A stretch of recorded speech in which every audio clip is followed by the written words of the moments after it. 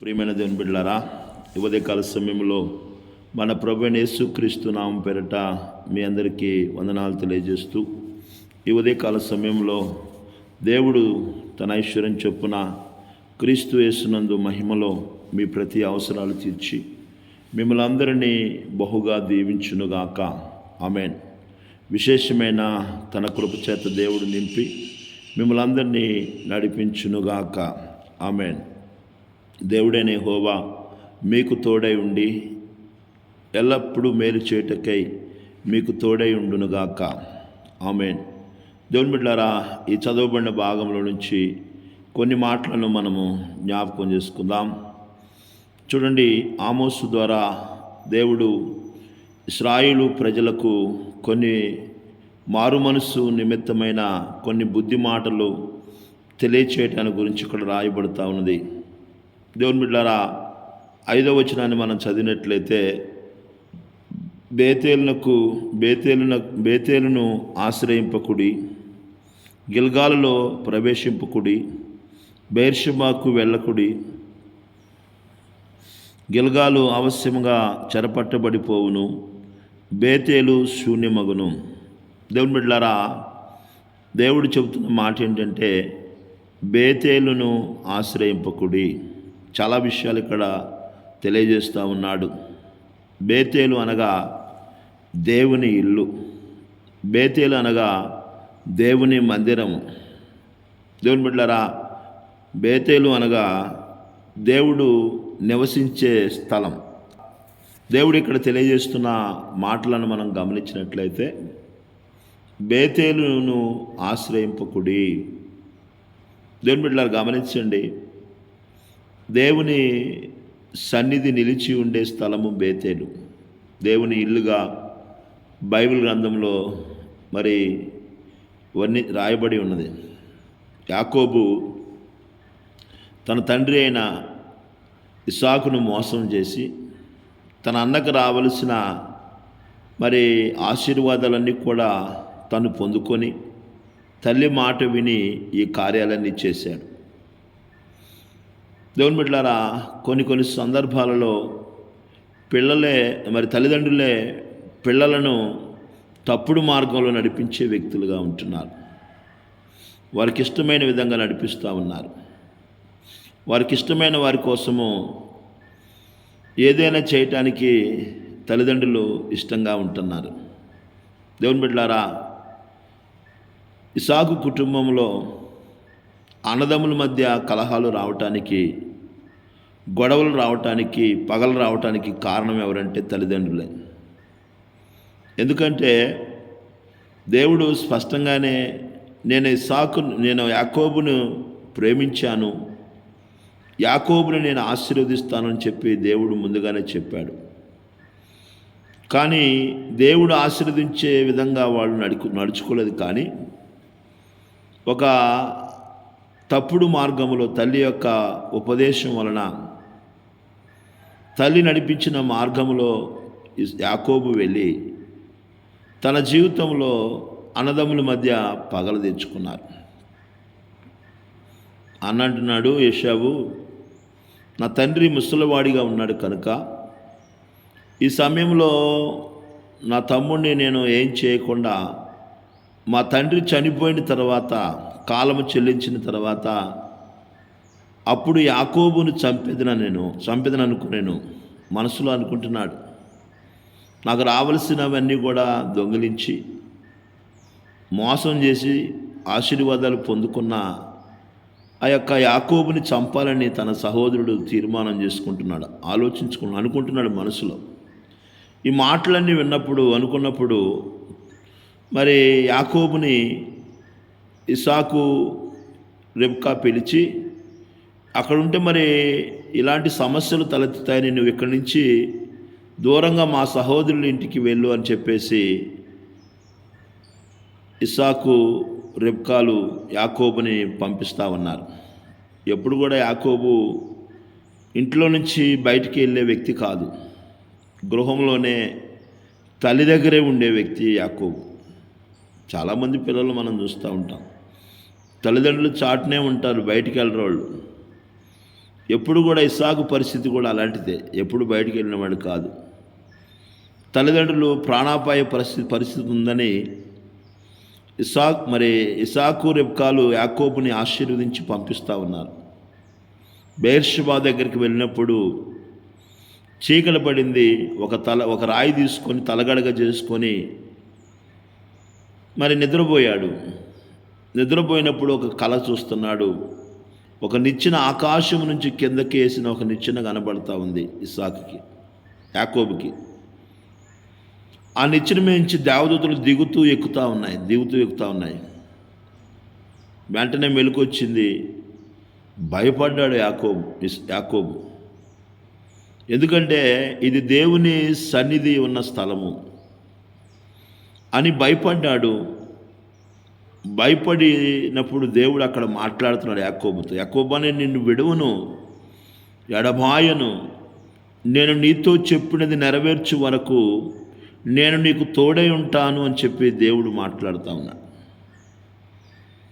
దేవుడు మాట్లాడిన ఆ స్థలములో యాకోబు, నువ్వు నాకు దేవుడిగా ఉండి నేను వెళ్ళిన ప్రాంతములన్నింటిలో నాకు ఆహారమును వస్త్రములను నువ్వు ఇచ్చి నన్ను ఆశీర్వదించి నువ్వు తీసుకుని మరలా నా ఇంటికి తీసుకొస్తే నాకు కలిగిన అంతట్లో కూడా 10వ భాగం నీకు ఇస్తానయ్యా అని చెప్పి యాకోబు దేవుని దగ్గర మొక్కుబడి మొక్కుకున్నాడు. ఆయన ప్రమాణం చేశాడు. ఆ స్థలంలో ఆ రాయిని ఆయన అంటున్నాడు, యాకోబు అంటున్నాడు, ఇది నిజంగా దేవుని ఉన్న స్థలమే, దేవుని స్థలమే, ఇది అతి భయంకరమైనది అని తాను తలగడగా చేసుకున్న ఆ యొక్క రాయి మీద నూనె పోసి దాన్ని అక్కడ అభిషేకించాడు. యాకోబు చేసిన పని నేటికి అనేకులు ఇలాగే కొన్ని రాళ్లకు ఇలాంటి కార్యాలు చేస్తున్నట్లు మనం చూస్తూ ఉన్నాం. దేవుని బిడ్డలారా గమనించండి. ఉదయకాల సమయంలో యాకోబు వెళ్ళాడు. వెళ్ళిన స్థలములన్నింటిలో దేవుడు తోడుగా ఉండి ఆశీర్వదించాడు. అతన్ని తీసుకొని మరలా తన యొక్క దేశానికి నడిపించాడు. నడిపించిన తర్వాత యాకోబు తను కష్టంలో ఉన్నప్పుడు, శ్రమలో ఉన్నప్పుడు తను చేసిన ప్రమాణాన్ని మర్చిపోయాడు. అందుకనే కుటుంబంలో సమస్యలు, బాధలు, భయాలు అలుముకున్నాయి యాకోబుకి. అప్పుడు దేవుడు అంటున్నాడు, యాకోబుతో దేవుడు మాట్లాడుతూ ఆదికాండము 35వ అధ్యాయంలో మొదటి నుంచి కొన్ని మాటలు మనం చదివినట్లయితే, దేవుడు యాకోబుతో నీవు లేచి బేతేలునకు వెళ్ళి అక్కడ నివసించి నీ సహోదరుడైన ఏశావు ఎదుటి నుండి నీవు పారిపోయినప్పుడు నీకు కనబడిన దేవునికి అక్కడ బలిపీఠము కట్టుమని చెప్పగా. దేవుని బిడ్డలారా గమనించండి. యాకోబు తన కష్టంలో ఉన్నప్పుడు బెయేర్షెబా దగ్గర తను పడుకున్నప్పుడు దేవుని దర్శనాన్ని చూసి, ఇది దేవుని ఇల్లు, దేవుని సన్నిధి, ఇక్కడ దేవుని మందిరమును కట్టాలని దేవుని యొక్క సన్నిధిలో అనుకున్నాడు. కానీ తను చేసుకున్న ప్రమాణాన్ని మర్చిపోయాడు, మొక్కుబడిని మర్చిపోయాడు. చాలామంది జీవితాలలో కష్టం వచ్చినప్పుడు, సమస్య వచ్చినప్పుడు, ఇరుకు వచ్చినప్పుడు, ఇబ్బందులు వచ్చినప్పుడు, వేదన వచ్చినప్పుడు, భయం వచ్చినప్పుడు, వ్యాధి వచ్చినప్పుడు, అవసరం వచ్చినప్పుడు ఏం చేస్తుంటారంటే నోటికి వచ్చినట్లు దేవుని దగ్గర ఎన్నో ప్రమాణాలు చేస్తూ ఉంటారు, ఎన్నో మొక్కుబడులు చేసుకుంటారు. అది చేస్తా, ఇది చేస్తా, ఇట్లా ఉంటా, అట్లా ఉంటానని ఎన్నో చెప్పుకుంటూ ఉంటారు.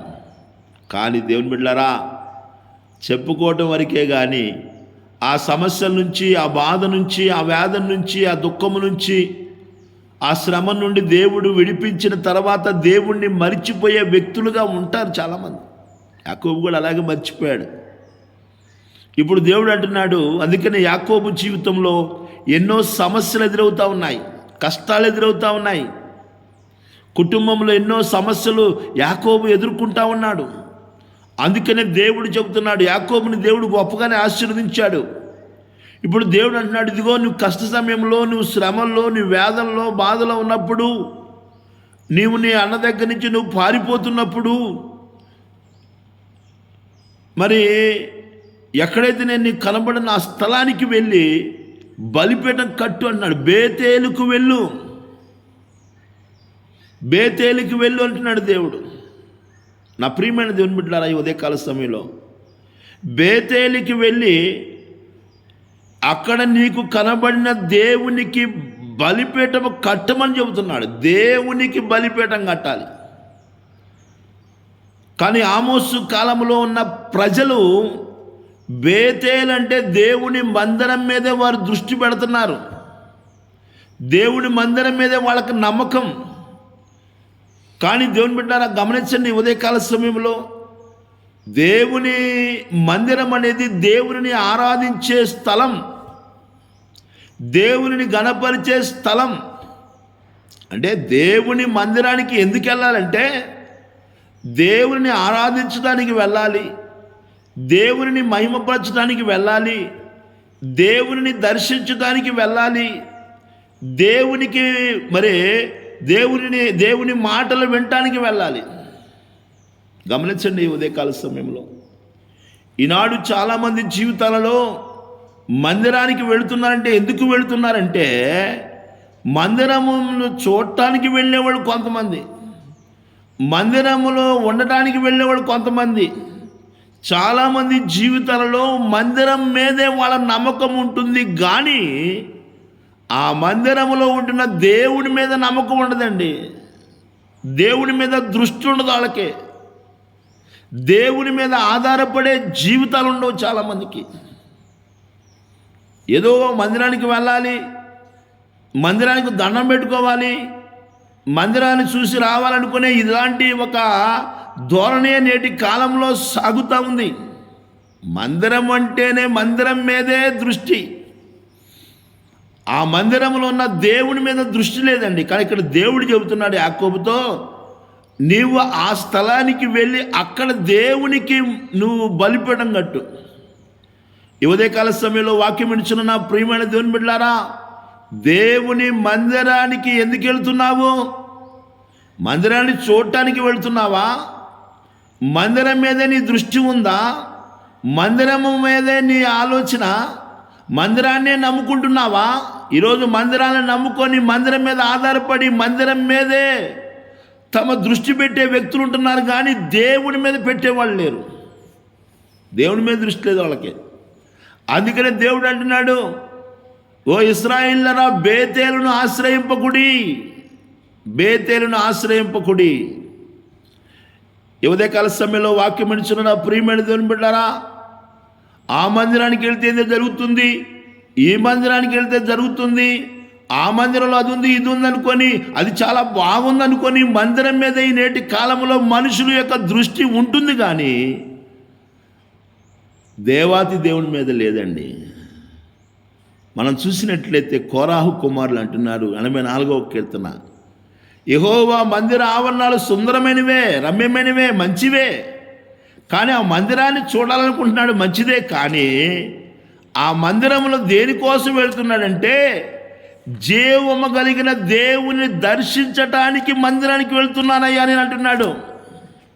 కీర్తన గ్రంథము 84వ కీర్తన మనం చదివినట్లయితే కీర్తనాకారులు కోరాహు కుమారులు రాస్తా ఉన్నారు. నా ప్రియమైన దేవుని బిడ్డలారా, గమనించినట్లయితే యెహోవా మందిరావరణమును చూడవలనని నా ప్రాణము ఎంతో ఆశపడుచున్నది, అది సొమ్మచ్చలుచున్నది. జీవము కలిగిన దేవుని దర్శించుటకు నా హృదయమును నా శరీరమును ఆనందముతో కేకలు వేయుచున్నవే. మందిరాన్ని చూడటానికి వెళ్తున్నాడు, కానీ మందిరంలో ఉన్న దేవుణ్ణి దర్శించుకోవాలనే ఆలోచన, అంటే దేవుని మీద నమ్మకం. ఈ ఉదయకాల సమయంలో వాక్యం ఇచ్చిన నా ప్రియమైన దేవుని బిడ్డలారా, నీ నమ్మకం దేని మీద? దేనిని నువ్వు ఆశ్రయిస్తున్నావు? మందిరాన్ని ఆశ్రయిస్తున్నావా? మందిరంలో ఉన్న దేవుణ్ణి ఆశ్రయిస్తున్నావా? అందుకని దేవుడు ఇవన్నీ గమనించాడు. అంటున్నాడు, బేతేలును ఆశ్రయింపకుడి. ఈరోజు బేతేలు అనే మందిరం మీదే దృష్టి కానీ, మందిరం మీదే మనసు కానీ, మందిరం మీదే నమ్మకం కానీ, మందిరం కోసమే ఈరోజు పోరాటాలు, మందిరం కోసమే అనేక ఆరాటాలు జరుగుతున్నాయి. కానీ ఆ మందిరంలో నివాసం చేస్తున్న దేవుని మీద దృష్టి ఉందా? దేవుని మీద మనసు ఉందా? దేవుని మీద నమ్మకం ఉందా?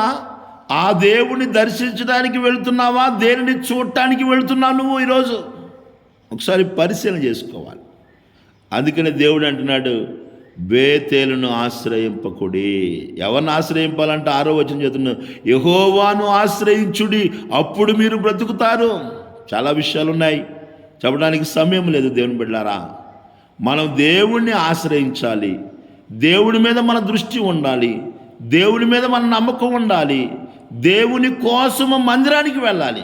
అంతేగాని అన్ని మందిరం మీదే మన దృష్టి నమ్మకం పెట్టుకుని ఉన్నట్లయితే నిశ్చయంగా దేవుడు అంటున్నాడు, బేతేలును శూన్యము చేస్తాను, ఎవరు లేని విధంగా చేస్తాను.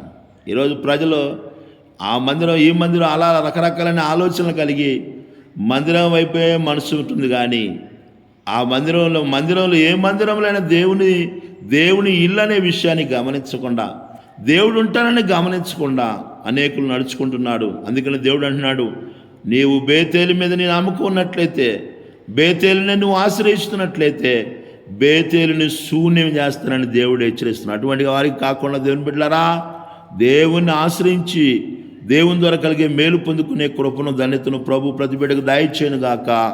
దేవుడి కొద్ది మాటలు మనందరి వినికిడిలో దీవించి ఆశీర్వదించునుగాక. ఆమేన్.